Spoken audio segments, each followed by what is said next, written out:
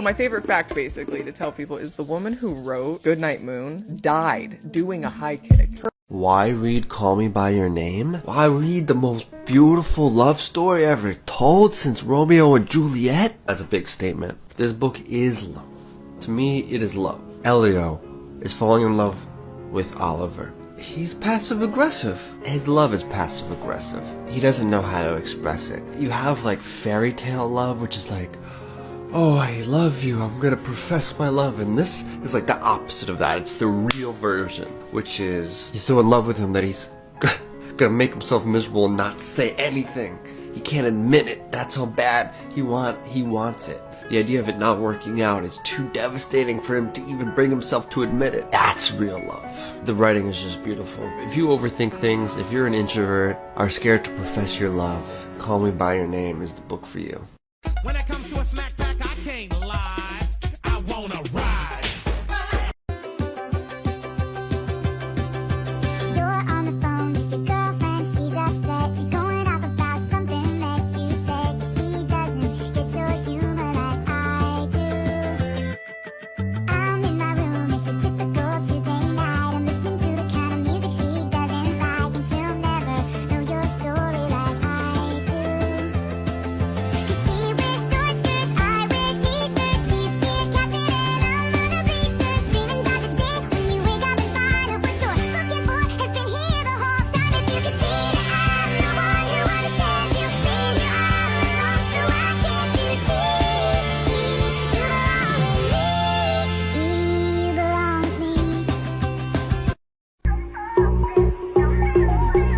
Tak po prostu ta historia się zaczyna. Zakochany młody chłopak i piękna dziewczyna. Bajery typu spacery, wypady do kina. Wiem, że kiedyś będzie z nich bardzo fajna rodzina. Przy butelce wina siedzą we dwoje na plaży. Możesz nie kojarzyć, ale to są twoi starzy. Życie ułożone, bierze ją za żonę. Studia porobione i wybudowany domek. Wow, wow. Za moment ta rodzina, będzie jeszcze miała syna. Zaczyna się poród, elegancki tatu model. Wiezie przyszłą mamy swoim drogim samochodem. Wszystko gotowe, zabierają ją na stale. Zachowują spokój, nie denerwują się wcale. Nie mieści się w pale, że się zrobi taki gnój. Bo miało być doskonale, a tu kurwa taki chuj.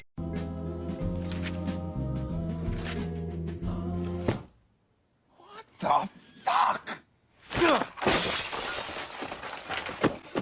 Girl, it's back. Okay, please come. I'm here.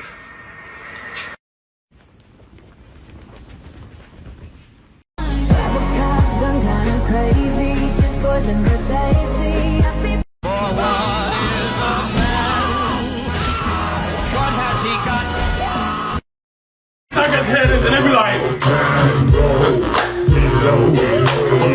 we hear this shit, we be like, to the window, Nowe sadu, sam się dokładnie maj. Zajął pustaku, no i nie zapomniaj. Nie zapomniaj.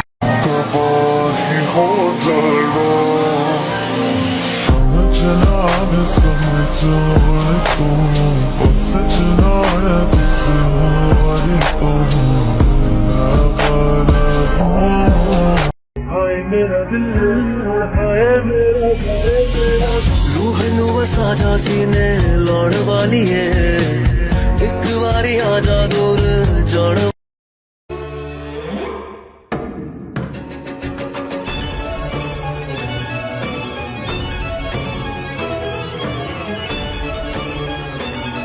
Que legal essa violinha.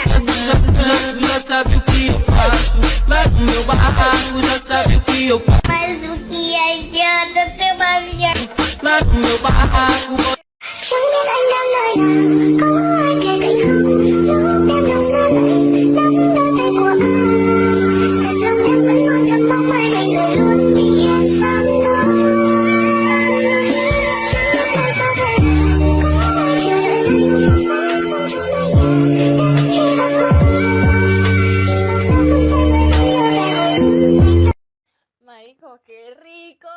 Yo quiero un novio malandro. De esos que yo hay una fiesta y yo no le pida permiso. Y yo hay una fiesta y soné pa, pa, pa, pa. Yo digo, coñuela, madre. Llegó tan rápido, weón. Y entre y me diga, vámonos para la casa. Vámonos. Y yo, no me quiero ir. Me apunté con la pistola. Ah, no te vas a ir. ¿Quién es el huevón ese con el que estás bailando? Y no me apunte a mí y le vaya a lanzar tiros al huevón con el que estoy hablando. Y yo, no, mi amor, mírame, tú no eres así, vámonos, está bien. Y me voy para la casa, me dan como cajón que no cierre y todo bien. You Can't Say Wanker at Work, written by Roisin Curry. You can't say wanker at work, though wanker is a fun word. You can't say wanker at work, whilst sometimes it's well deserved. You can't say wanker at work, unless you have some proof. You can't say wanker at work, even if it is the truth. You can't say wanker at work, not even in the morning. You can't say wanker at work, or you'll get a written warning. You can't say wanker at work, because the boss will get upset. If you do say wanker at work, it is something you regret. So when shit goes wrong, just flip the bird and call them a cunt instead. The end. Ok, eso es una pregunta seria para las personas que leen Wattpad. Si no lees Wattpad, sigues scrolleando. ¿Nunca se han puesto a pensar que los nombres de los personajes de Wattpad son muy perfectos? O sea, es como Luke Holland Murphy, Jack Ross, Harden Scott, Egan Kosh, Boy Verne. O sea, son nombres super cool, o sea, como que demasiado perfectos. Y uno es que si Pablo Pérez, o literal, mi apellido es Pérez. O sea, yo no he visto un libro donde el man se llame, qué sé yo, Juan Rodríguez. O sea, no. Todos los nombres son así súper wow. Christopher Morgan, Elijah Pry. O sea, ¿quién llama así a su hijo? O sea, sí, me imagino que hay gente que los llama de esa forma. Creo que la clave es tener un buen apellido. Imagínense que yo me llame Pierce Pérez. Dios. I like your ears. Really? I used to cover them up, but, you know. Here, my diamond allows me to draw during court proceedings. They're nothing much. It's hard to say, but I feel all warm and fuzzy inside when I'm with him. So that's why I want Shinji to feel warm and fuzzy too. How curious. I'm impressed by humanity's ability to survive in the wild. What a strange planet. Jake's right. A good song can really wrap people up in a mood, better than any words alone could. Actually, I've been working on a new song myself. Skyward by Brandon Sanderson. It's a story about a girl named Spensa. Her struggle, her efforts, her perseverance, her defiance. This is my first book in the fiction genre. I used to be very skeptical about books set in space or on another planet. However, this story captured me from the first pages. Spensa. My girl is so not perfect. She became as close to me as no other character in the other books. The swarm of her conflicting thoughts reminded me so much of my own. And her friends are strong and brave in their own way. They are all so real. That is, the way Brandon Sanderson wrote them is amazing. I got into this book with my head. The story became an ocean of calm for me. I just relaxed, and the waves carried me between the pages into the whirlpool of events. I slept and ate with these characters, laughed at Mbot's jokes, and was tense because of the attacks by mysterious alien starfighters. Spensa has become a motivator for me, an example of someone who works hard for her goal.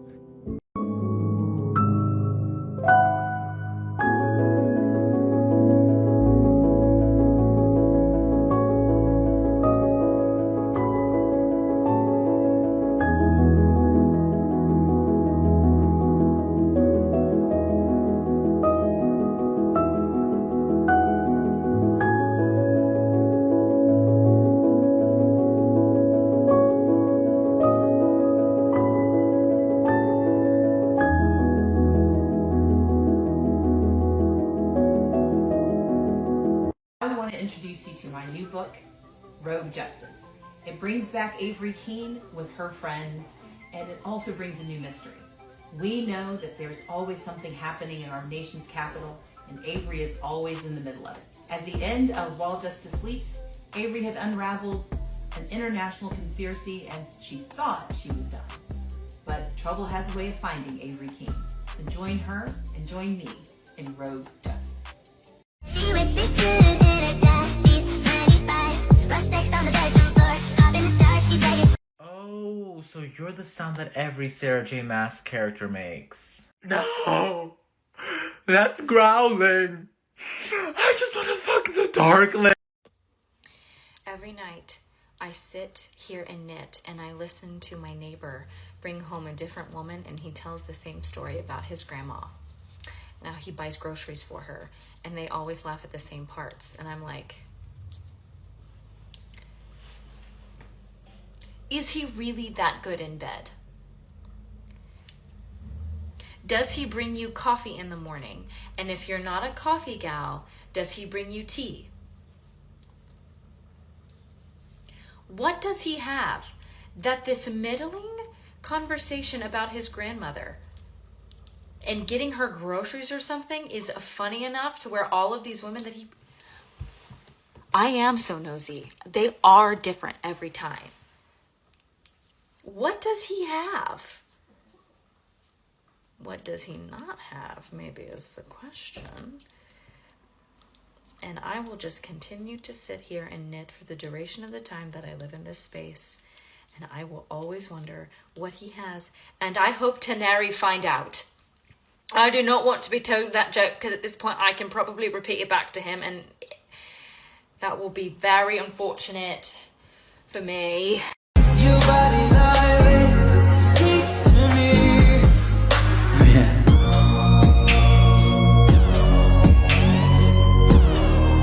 Just before Anne Boleyn's execution, legend has it she handed a modest prayer book to one of her ladies. And before us today at Hever Castle is a modest prayer book. And if we look inside, we can see an inscription. Remember me when you do pray, that hope doth lead from day to day.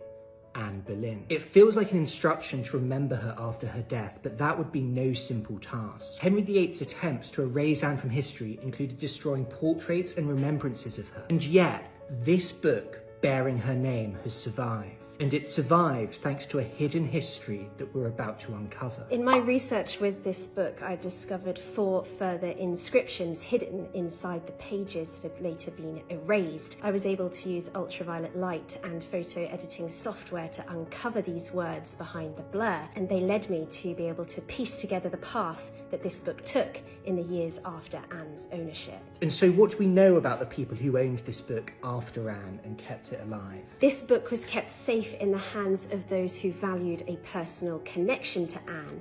They were a group of local Kentish gentry folk, predominantly women, and it was thanks to their bravery, solidarity and community that Anne's signature and her book survive today. But this remarkable provenance trail isn't the only thing that's been uncovered in researching this book. It's certainly not. Go, just start reading. It was exactly what I needed.